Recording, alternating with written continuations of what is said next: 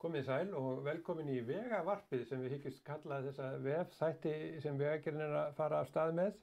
Við erum hér komin í annan þáttinn, síðast fjölluðum bundin slitlög, malbik og klæðingu, en nú ætlum við að fjalla nokkuð allt annað. Við ætlum að fjalla borgarlínuna. Það er fyrirbæri sem mjög margir eða flestir hafa einhverja skoðun á, en ekki víst að allir hafi svo mikla þekkingu á því hvað þetta fyrirbæri er. Þetta fyrirbæri framtíðarinnar sem samt sem áður ekki svo langt í burtu. Og við ætlum að gera tilraun hérna í þessum þætti til þess að varpa ljósi á hvað borgarlínan er, ásamt því að ræða kannski líka flókin fyrirbæri eins og samgöngusáttmála og betri samgöngur og hvernig þetta hangir allt saman.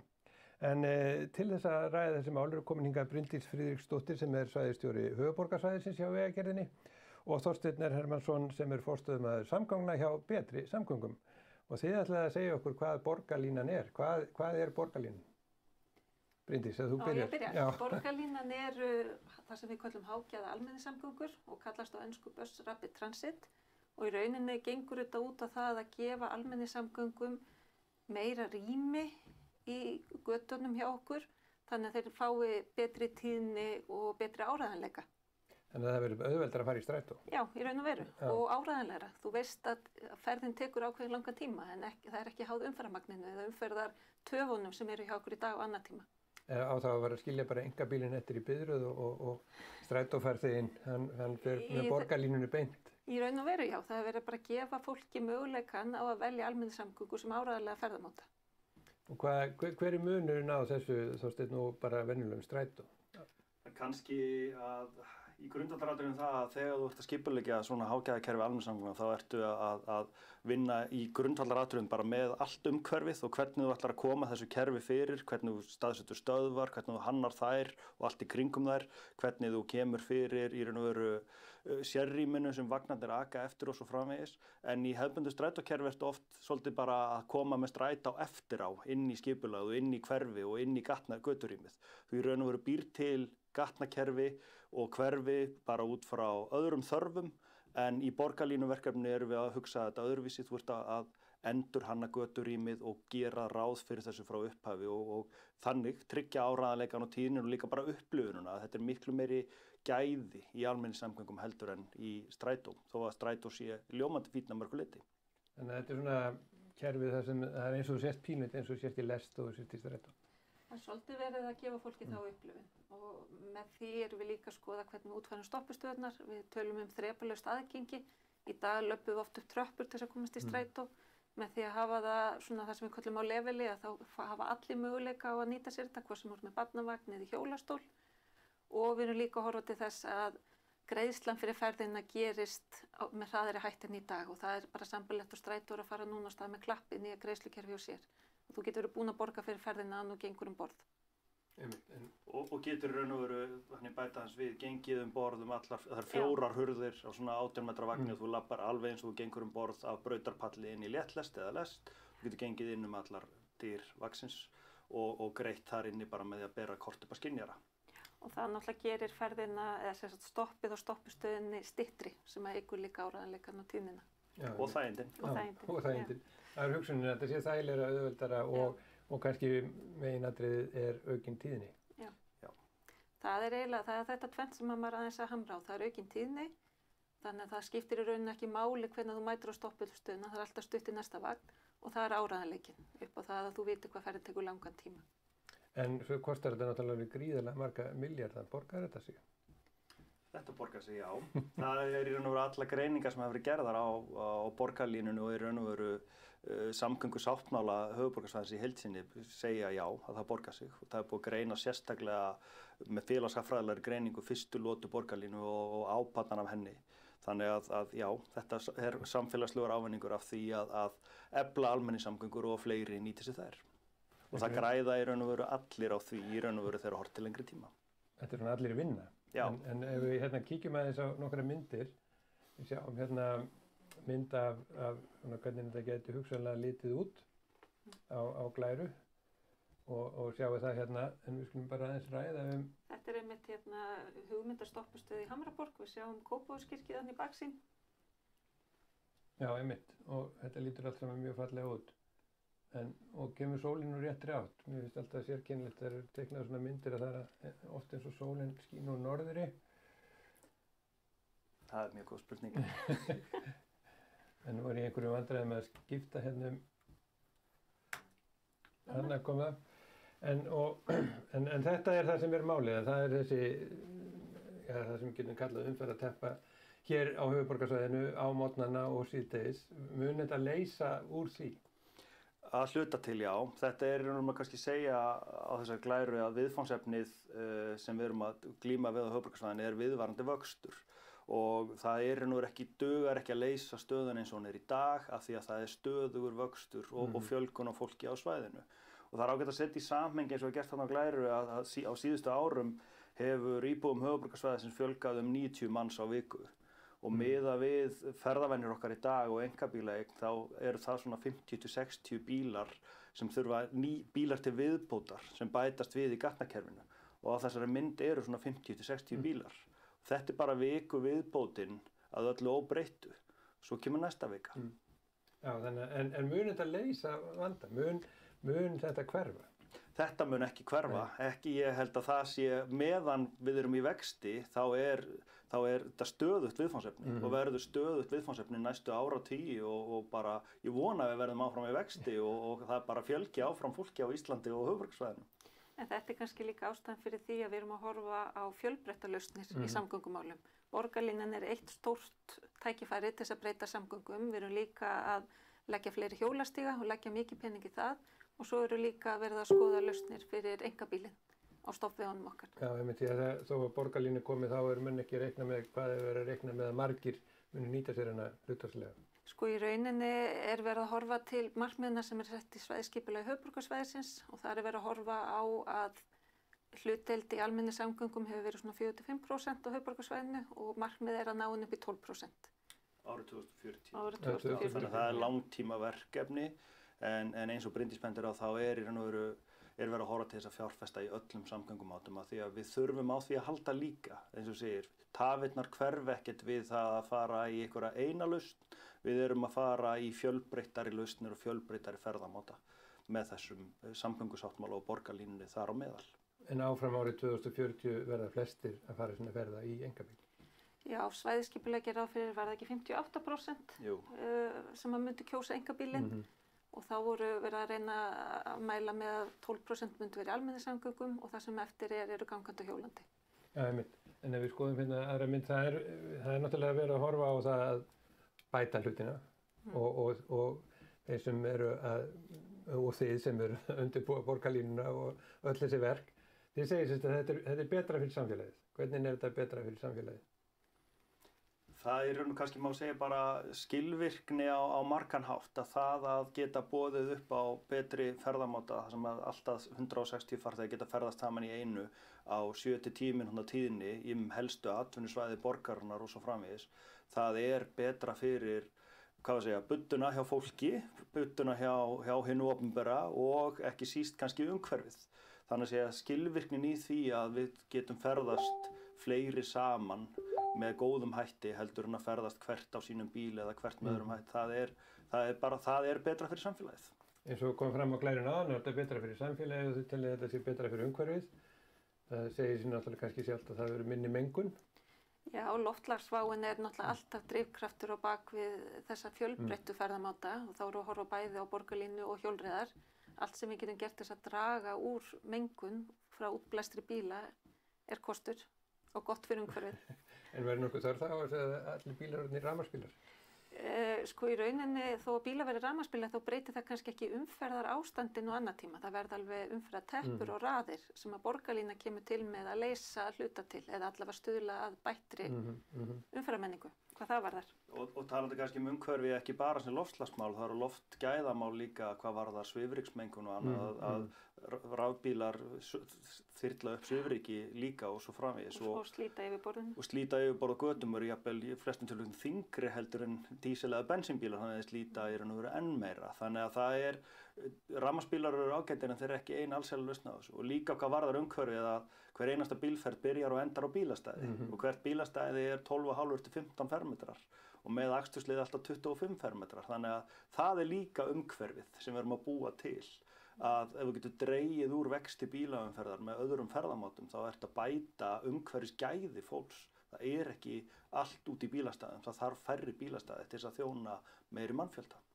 Og þá þessi hugsun eins og hérna sést betra fyrir allra ferðamáta, það er þá hugsun líka, það ekki bara verið að horfa á fólk í strætó. Nei, í rauninni hlutur af þessari endurhönnun og borgarrýminu sem við erum að gera núna með borgarlínu að gera góða hjólastíga meðfram henni og göngustíga sem að tengja hverfin við stoppustöðarnar. Þannig að með þeim hætti þá gagnast þetta öllum ferðamátum. Þannig að það verður að horfa þá á svona heildstætt kerfi þar sem þú hugsar greiðfærnina frá því að þú ferð það heiman hjá þér og þannig að þú sestur við skrifborðið eða hvað þú ert að gera í vinnunni. Einmitt, og hluta af því náttúrulega að horfa líka á örflæði sem núna reiðið sér til rúms hjá okkur, að tengja saman hlaupahjólið til dæmis og stoppustöðurnar og heimilið eða vinnustæðin. Ég þetta allt svona eitt sem rennur mjög vel. Já. En ef við skoðum hérna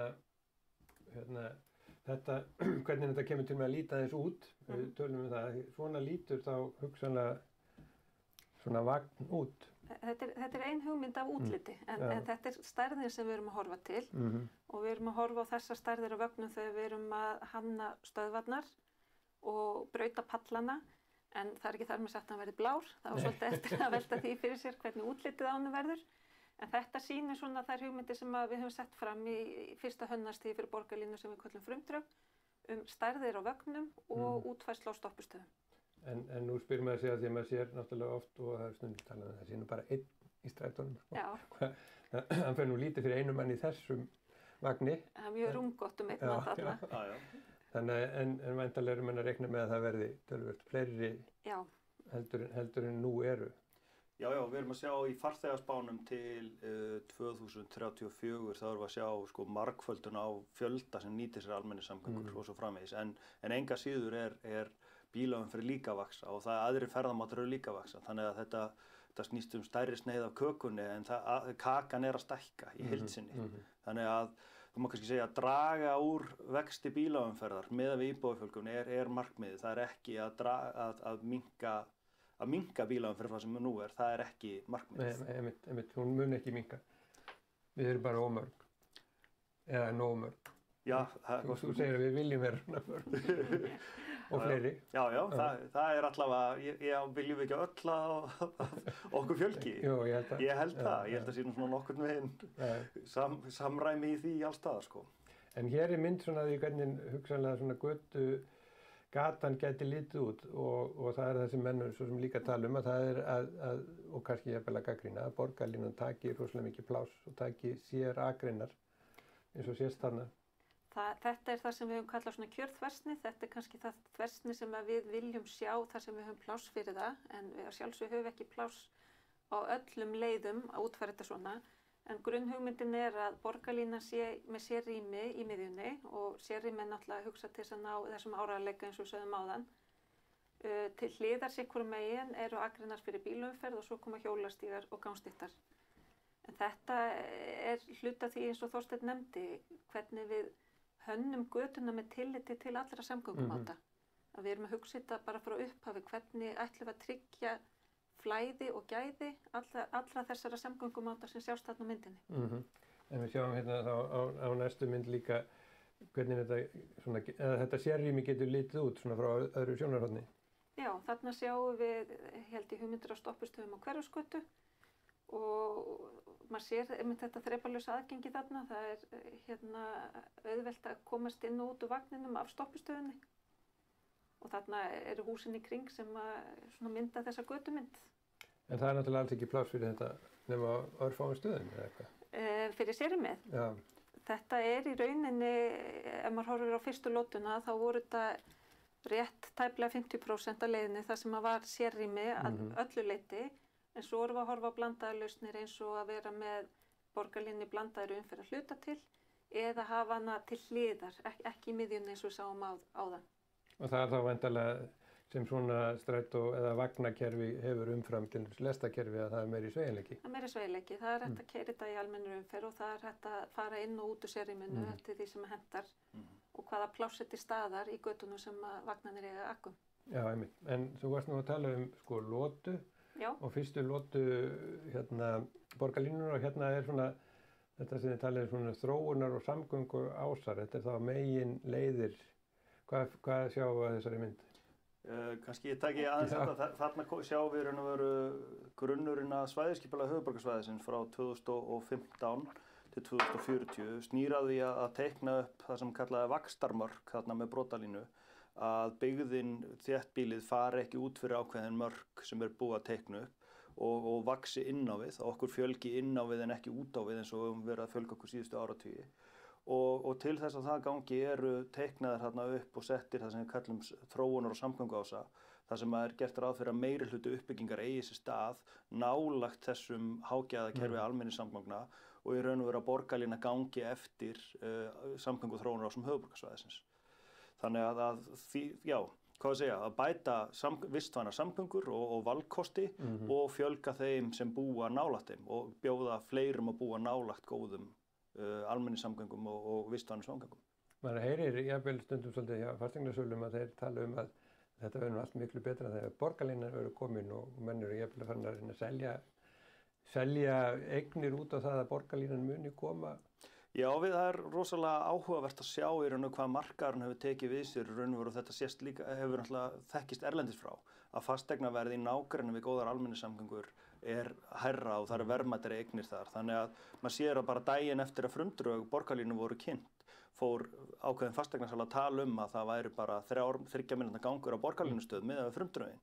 Og við sjáum að stóru fasteignafélögin eru að vinna gríðarlega metnaðarfullar uppbyggingaráætlanir, mikla þéttingu og mikla og flotta borgarbyggð í nágrenni við stöðvarnar. Þannig að ég held að þetta fer saman. Borgarlínan er borgarþróunarverkefni, í raun og veru kannski mun frekar heldur en samgönguverkefni. Ég ætla ekki að gera lítið úr samgönguhlutanum samt. Við gerum það aldrei í þessum þætti. En samt sem áður þá er þetta svo sem ekki kannski alveg að koma. Nei, við erum ennþá að undirbúa og munum vera undirbúa núna á næstu árum. En áætlanir gera ráð fyrir að borgarlínan verði farin að aka eftir þessari fyrstu lotu 2025. En sem er kannski ekki svo langt í burtu en svolítið samt. En ef við skoðum þá einmitt kerfið eins og þau kemur til með að líta út eftir nokkra lotur. Já, þarna sjáum við þar sem að Strætó hefur verið að leggja drauga sem tillögu nýju leiðnetti. Það var vinna sem fór í gang þegar frumdröðavinna borgarlínu hófst eða eiginlega á þessu fyrstu stigum samstarfsins borgarlínu. Að þá fór Strætó að skoða hvernig við getum samtvinnað borgarlínu leiðir og almenna leiðir Strætó. Og þarna sjáum við á kortinu heildregnu línunar eru það línur sem verða eftir 15 ár leiðir borgarlínu og punktalínunar eru þá almennu leiðirnar og hvernig þetta tengist allt saman sem ein heild almenningssamgangna. Og hér sjáum við þá þessa fyrstu lotu sem á að það vera tilbúin 2025. Já. Og hún tengir nýtt hverfi upp á Ártúnsstöðva sem Reykjavíkurborg hefur verið að skipuleggja og er að hefjast handa við undirbúning á framkvæmdum þar. Keyrir eftir því yfir Sæbraut inn á Suðurlandsbraut og fer eftir Suðurlandsbrautinni niður í miðbæ, fer eftir Hverfisgötunni niður að Lækjargötu, tengir síðan Háskóla Íslands, BSI, Landspítalann og Háskólinn í Reykjavík á nýrri brú yfir Fossvog út á Kársnes og endar í Hamraborg. Og þarna þegar þetta verður komið 25 þá verður komin þessi stóru vagnar og þessar stoppistöðar. Já. Þannig að þá verður við búin að fá einhverja fína mynd af því hvernig þetta muni líta út þegar seinni loturnar koma svo. Já, en það má líka bæta því við að þetta er það sem við köllum fyrstu lotuna þar sem við ætlum að byggja innviði með þessar akreinar fyrir borgarlínu en leiðin sem mun aka lengra. Hún ekur frá Kór niður í Lindir og inn í sérrýmið við Hamraborg. Og í hinn endan þá ekur hún frá Ártúnsstöðum og upp í Spöng. Þannig að það eru fleiri sem njóta góðs af. Þannig að þetta er fyrsta lotan það sem verður útbúið sérrými í raun og veru. En fyrsta lotan er í raun stærri heldur en sérst að þessari mynd. Eiginlega áhrifasvæðirnar er stærra. Þetta eru fleiri íbúar sem njóta góðs af því og náttúrulega fleiri leiðir Strætó sem aka eftir ákveðnu leggjum þar sem innviðir eru muni nýta sér það. Þannig að það eru töluvert fleiri leiðir sem njóta góðs af þessum innviðum þegar þeir koma hægt og rólega. Þá má kannski segja líka fyrstu lotuna að þarna er verið að fara í kjarnan, byrja á kjarnanum og því þar sem að tafir eru mestar á umferð almenningssamgangna og byrja í raun og vera á, sömuleyti því erfiðasta umhverfinu að byrja að byggja þar upp góðar almenningssamgöngur og góða innviði fyrir almenningssamgöngur og halda svo áfram út af við. Og þannig náttúrulega rísa vinnustæðir eins og Landspítalinn og háskólarnir báðir sem munu þá njóta fyrstu lotu. Já, og í rauninni 2 stórar skiptastöður í dag sem annars vegar Hamraborg og Ártún. Þannig að það verið að ná að tengja sig inn á aðra leiðir með því að vera þar líka. Já, sem höfuðborgarsvæðið að norðan og sunnan í raun og veru í gegnum miðuna. Já. Þannig að það er engin tilviljun og það er byrjað þarna og aftur, þetta er erfiðasti hlutin að mörgu leyti að því að þarna þarf að brúa Fossvog og þannig að það líka brúa Elliðaárnar samhliða Ártúnsbrekkunni, þannig að þetta er metnaðarfullt verkefni og metnaðarfull lota. En það er einmitt þá kannski sem að spyrjum framkvæmdirnar. Nú verður borgin undirlögð undir framkvæmdir á næsta árum? Það verður mikið að gera, já, og verða mikla framkvæmdir í gangi, en það er vinna núna framundan hjá okkur að sjá hvernig við skiptum þessu niður í leggi. Við þurfum að skipta lótunum niður í leggi og við þurfum að finna út úr því hvernig er hagkvæmt að gera þetta þannig að við náum samt að láta samfélagi fungera hérna á meðan. En það munu verða tafir og erfiðleikar og jafnvel óánægja. Já, það er alveg viðbúið. Já. Við erum vön óánægjunni. Það er á sama tíma kannski eins og við komum aðeins inn á eftir, þannig að það er Sæbrautarstokkur og Vesturöndi Miklubrautarstokk og Reykjanesbraut Bústaðavegur og svo framvegis. Þannig að það er gríðarlega mikið af framkvæmdum framundan á höfuðborgarsvæðinu í samgöngusáttmálanum. Þannig að borgarlínan er hluti af því en það verður mikið að vera. Það er engin hætta á öðru. Og það er eiginlega stóra verkefni okkar að sjá hvernig við tengjum saman allar þessar framkvæmdir þannig að við náum að raska sem minnst. En þá er kannski einmitt tilvalið að reyna að komast að því hvað er borgarlína, hvað er betri samgöngur, hvað er samgöngusáttmálinn og hvernig hangir það allt saman? Ef að byrja á samgöngusáttmálanum. Já, samgöngusáttmálinn er samkomulag ríkis og 6 sveitarfélög á höfuðborgarsvæðinu og var undirritaður haustið 2019 og hann snýr að metnaðarfullum fjárfestingum í innviðum fyrir samgöngur á höfuðborgarsvæðinu. Og undir sáttmálann fellur borgarlínan, stofnvegaframkvæmdir, hjól- og göngustígar og flæðisbætandi aðgerðir og aðgerðir sem snúa umferðaröryggi.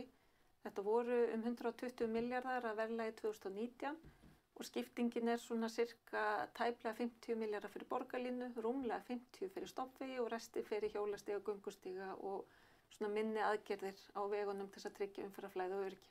Þannig að þetta eru gríðarlegar fjárfestingar? Þetta eru gríðarlegar fjárfestingar og þetta eru líka gríðarlega stóru umfangsmikil verkefni. Þannig að það verður margt að gerast hjá okkur hérna á höfuðborgarsvæðinu á næstu 15 árum eða svo. Og hvað er svona mest spennandi af þessu? Þetta er allt saman spennandi, ég vil ekki að segja það. Og ég held að það er margir sem að ræði við bara hvað væri gott að bara þetta væri komið í raun og veru, en við erum ekki alveg þar en þetta er bara mjög spennandi að taka þátt í svona metnaðarfullu verkefni og þeim öllum í raun og veru, því að það er verið að breyta svo mikið í raun og veru samgöngum og í raun og veru þróun líka í kringum það og gefa allt önnur tækifæri til borgarþróunar og svo framvegis heldur en verið hefur áður, sérstaklega eins og með stokkaverkefnunum og annað, að við erum að taka stofnvegina að hluta til og setja ofan í stokka þannig að þetta byggja ofan á þeim og upp að þeim og búa til allt annað umhverfi. Þannig að það er ekki bara þessir 90 manns á viku sem bætast við, það er allir sem búa hérna nú þegar sem eru líka að fara að njóta góðs af. Þannig að þetta er mikill metnaður og verður spennandi að sjá. Mjög, en samgöngusáttmálinn, borgarlínan er hluti af honum, það eru fleiri verkefni þar en betri samgöngur.